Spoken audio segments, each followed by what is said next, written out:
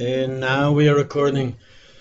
Okay, guys, thank you very much for willing to come and hear a little bit more about the unique DDI heat exchanger.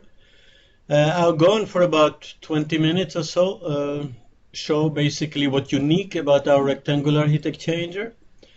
And then we'll stop the recording and we'll take questions and answers basically. So what you see is the DDI heat exchanger. We have two websites, by the way. One is the DDIHeatExchangers.com. The other one is Energy Recovery Solution. And the reason is because we give a full solution of energy recovery in different fields. We can do water to sludge, like other two competitors, technologies, tube and shell or a spiral, but we are much less maintenance and much more efficient. But we are the only one in the world that can do direct sludge to sludge heat recovery, and I will dwell on it a bit. You suggest, for example, in wastewater treatment facilities, which is really our main business. Molasses, we had one. Farm is a huge market, we have to get into it. Industrial, we have to get into it. And hotels and laundry and hospitals and large building is because of the double wall. I will explain, and that's a new market we're getting into. If I would be you talking to your consulting engineers, I would tell them, hey, this technology of DDI exists for like 18 years, 19 years, and it's approved by the biggest engineering firms in the world. Why not to use it? That way they actually make a favor to their customers, to the wastewater treatment or other customer. And also they get themselves new business. One market is the sewage heat recovery. It's basically heating and cooling, and that's in the underground projects. What we did is we took a city sewage pipe that was about 300 feet away and about 20 or 30 feet below ground. We brought in the city sewage directly, and I repeat this, directly to our heat exchanger, nothing in between. And we took heating from it in the winter and coolant in the summer. And then with heat pumps, we heated and cooled the boiler and also a small section, the garage in that particular case. And then the sewage goes back with the regular outlet of the buildings to the city sewage, and then it back to the city. It belongs to them. There are two companies in the world that do city sewage, under pipe, city sewage recovery. And they all use the same thing. What they do, if this is the city pipe, they build a huge container. I don't know if they get the land, probably they get the land, but they build this huge container. Then the sewage goes by gravity to this container. And it's huge, like 20 feet diameter, about 30, 40 foot deep. And then they put a grinder macerator to remove the particles. And then they have a pump that takes out the cleaned sewage to the heat exchanger, and then the same as us with the heat pump, heating and cooling. What's different here is that they have to build this huge, you guys see, right? Somebody texts no video, anyhow. Yes, okay. So basically, this big container is very expensive. I don't know exactly how much it costs, but it's really expensive. Then they have to clean this grinder macerator. Also, they have to clean the bottom of this container from time to time. And also the particles that they remove via the screen and grinder macerator, actually they're losing the heat from it. Because we have wide gaps and nothing ever can get plugged in it, and I will explain after, we can take the sewage directly from the city pipe and directly to our heat exchanger. We bypass this huge container, the grinder macerator, the container, and the cleaning of it.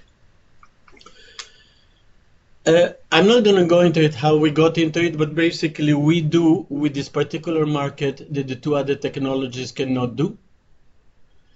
And that's the way it looks. It's a huge project with the help of the Quebec government in Canada. They put in $350,000 and I put in $350,000 as well. This is the heat exchanger, the two heat pumps, the control panel, which I can start or see it from my iPhone. Here the sewage comes from the city pipe underground, as I said, 300 feet away. And here the gray-black water from the top of the building comes in too. So we combine the underground city sewage and the gray water. Both go to our heat exchanger. We take energy from both. Another market which we are trying to get into it now is the building's gray water and black water energy recovery in those markets.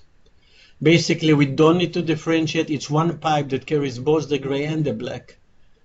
And in most buildings, it is only one pipe anyhow.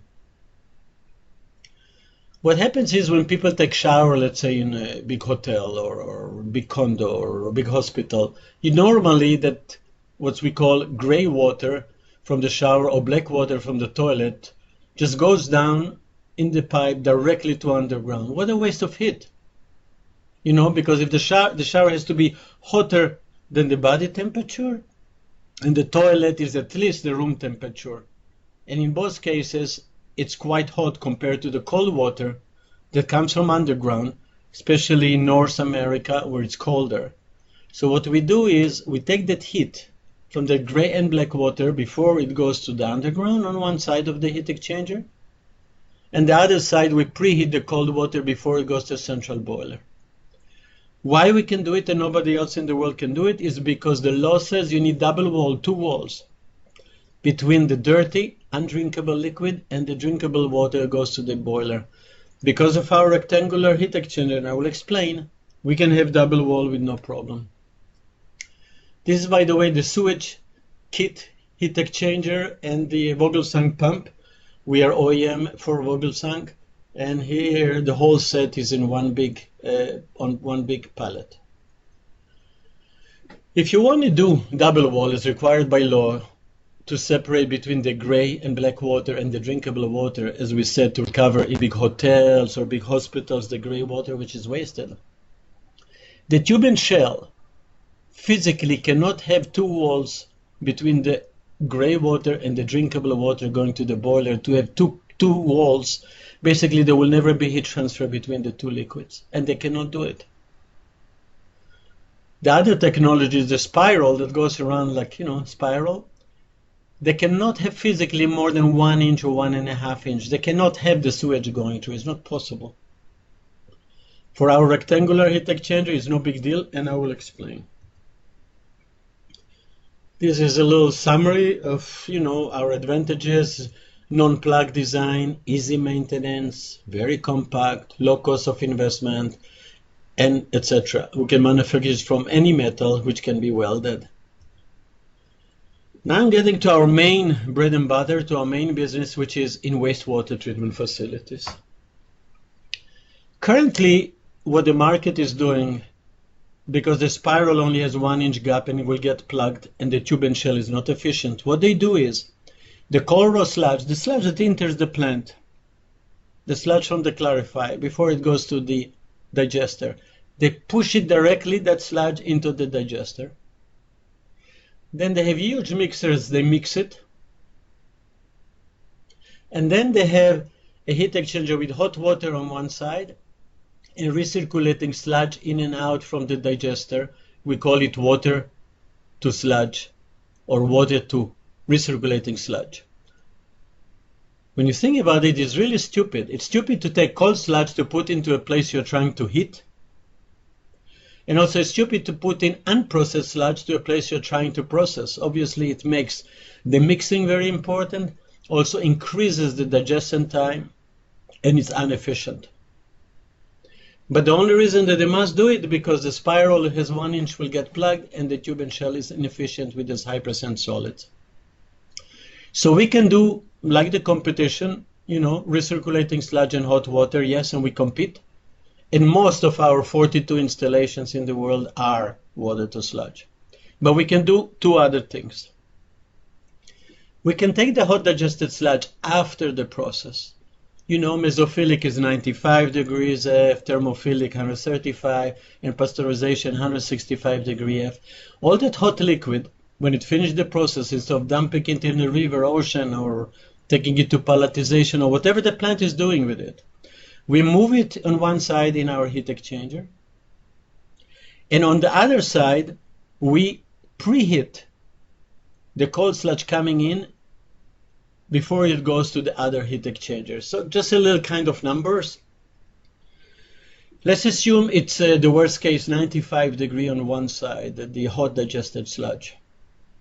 Let's assume the cold sludge coming into the plant is about 50, 55 degrees F.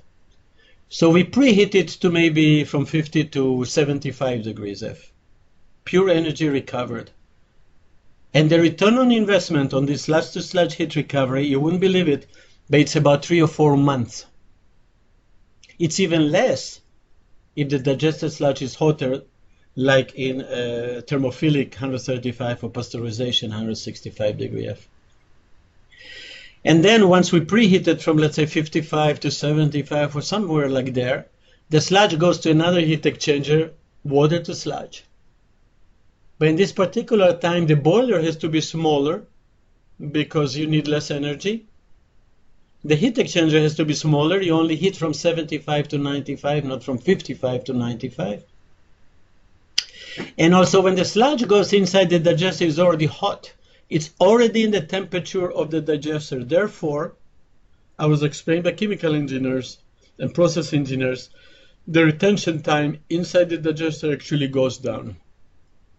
Because you don't put cold inside the digester, you put in hot. Not only that, those big mixers are not so important anymore.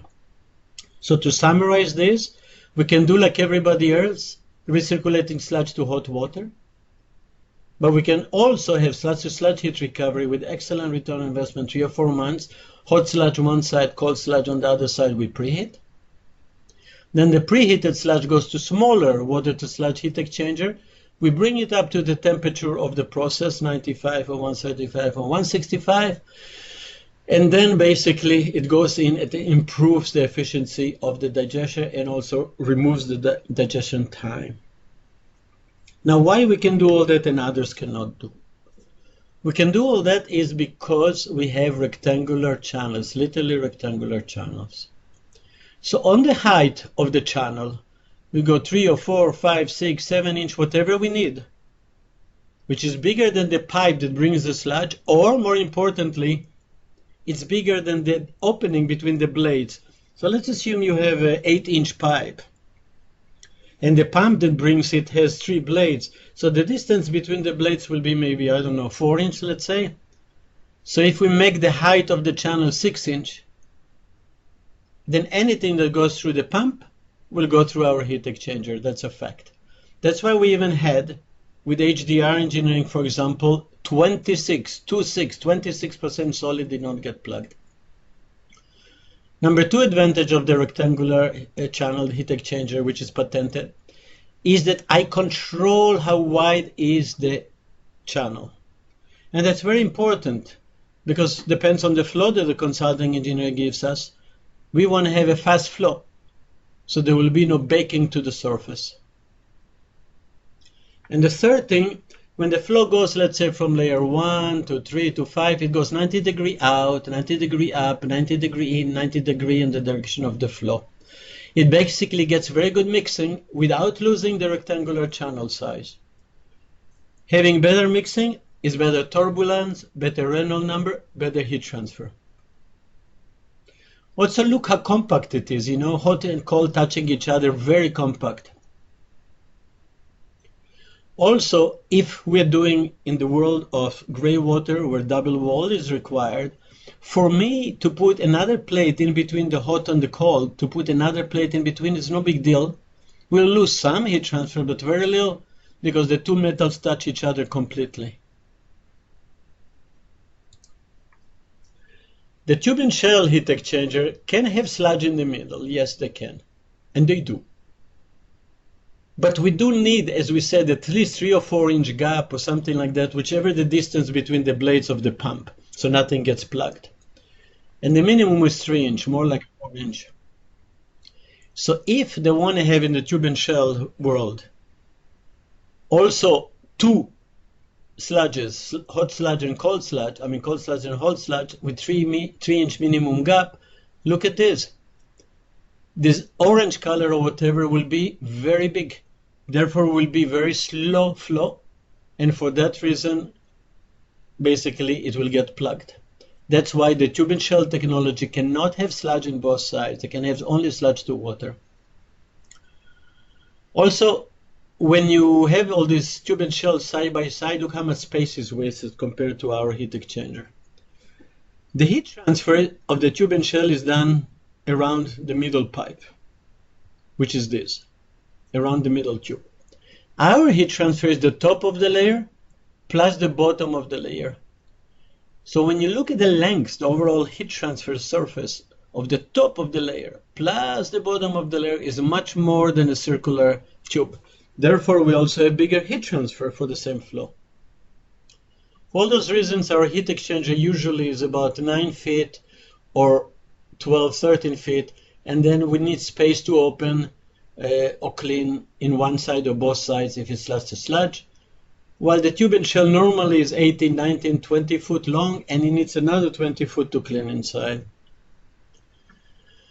So this kind of summary, how compact it is, of course, a counterflow, but most importantly, the rectangular channel, no plug because it's high gap. We control the width for fast flow, and also we make the layers very thick against erosion. This is our competition, the spiral. Once they had pins all over, then they remove the pins where the sludge is like this, but physically they cannot make it more than 1.5 inch.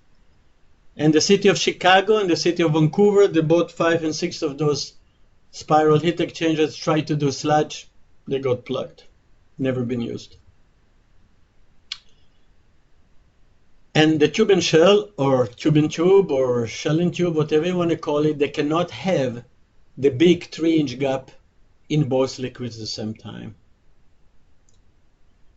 You probably meet many times cogeneration subjects. There's an article, I don't remember, by Black and Witch or Brown and Caldwell, where they compared cogeneration. Basically, a cogeneration will cost $245,000 for $30,000 a year saving. Not much. It will take 8 years to recover. Not so, much more. Look, I used to work for Pratt & Whitney, experimental test engineering. So 8 years you have to change the blades, and when you add the cost of the maintenance, when you add the cost of the supervision 24 hours, the cost of the electricity and all that, the return on investment is even worse than 8 years. In our case, for the same size, the same BTU, our heat exchanger is only $100,000 cost. It's only mechanical, physical, plates touching plates. And we save huge, $366,000 a year. That's why our return on investment is about 3 or 4 months. Also, the cogeneration, besides being so dangerous and so expensive on capital and everything, they can only recover 41%. For us to recover 70, 80, 90%, no big deal. And that's the way it looks, a heat exchanger. CH2M, he'll ask us to open it, how it looks inside after 8.5 years. You can see what's clean inside, no problem, because we control the height and we control the width. Height for no plugging and width for no baking to the surface. We also developed now in our last generation what we call ECPS, easy cleaning ports. Instead of door and gasket and frame, basically we have this little ECPS, takes 1 minute to twist it open and clean inside.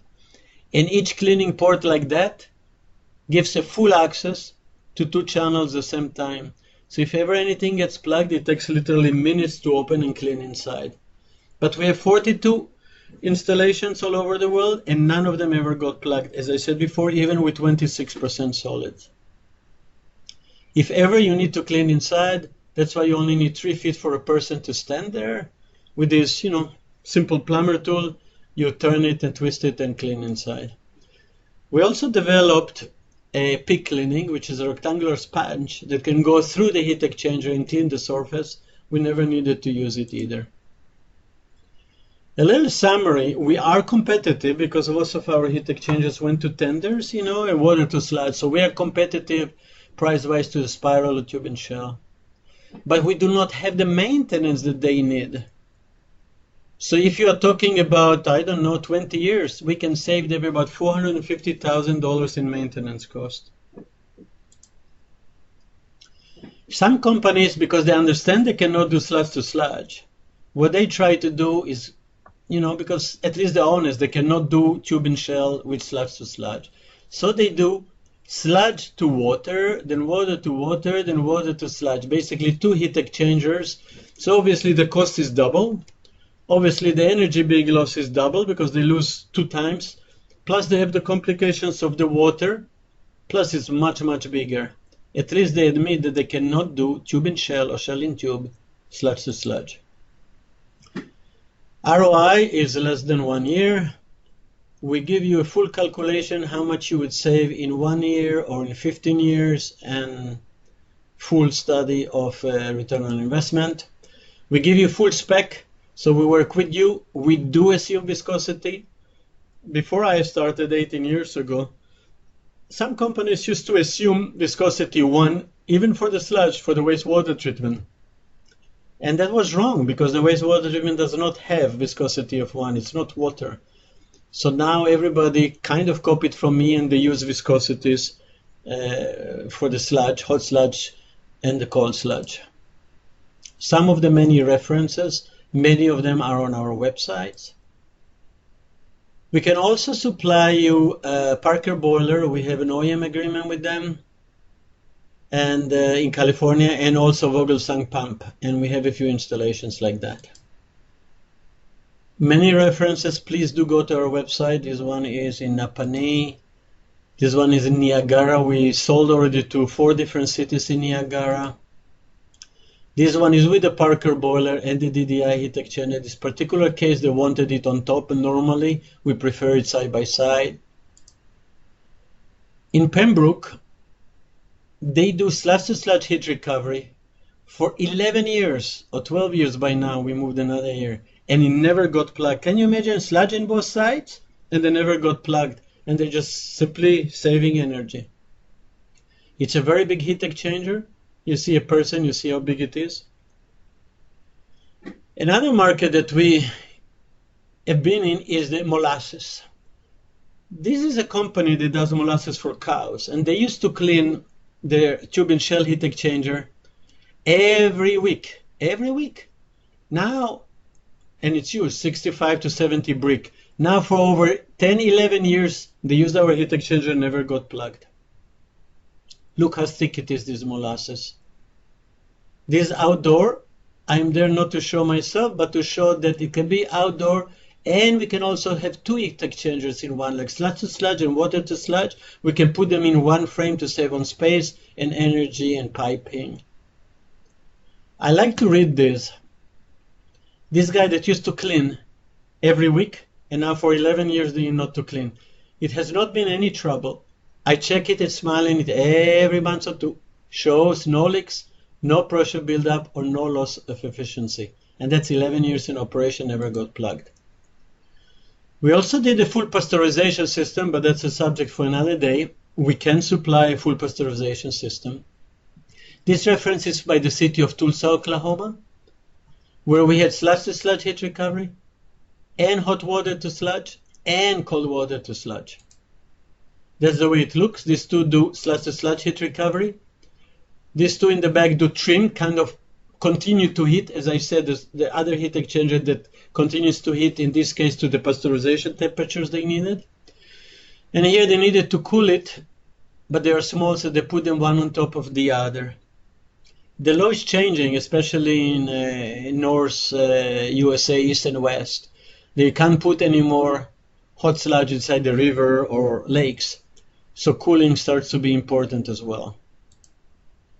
This one, 11 heat exchangers in California, outdoor. We even did the tube and shell for them, very specific one.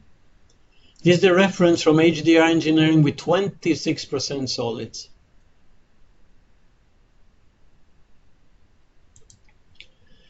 This is a particular reactor we built. You see the people here, look how big is this reactor. Boy, we had problem when we shipped it from Canada to the States. They thought we are sending some kind of rocket. Many articles about us in many different magazines. This one is in Lion Gates in Vancouver. Again, outdoor in this particular case, and they just put a shack around it.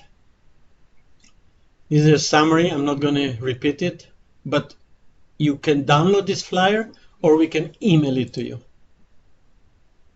This is something unique. My English not so good, so I asked a writer to put my English into real English. And we sent it into 4 of the magazines in our world of wastewater treatment.